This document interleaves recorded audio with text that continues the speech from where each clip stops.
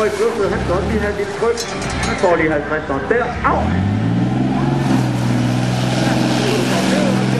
Ja, det var det.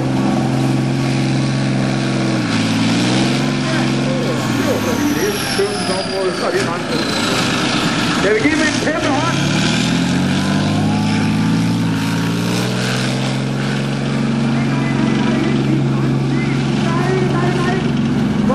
Satan, du får jo problemer med de psykopater fra Team Mann for helvede.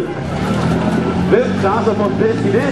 Team Mann med deres lånede bil, eller?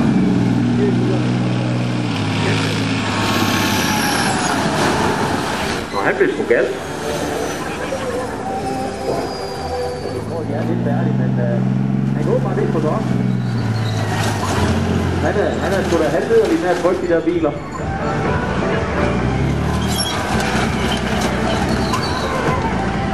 Ja, så er det godt. Nu har de vist fået. Ja, det er ikke bedre.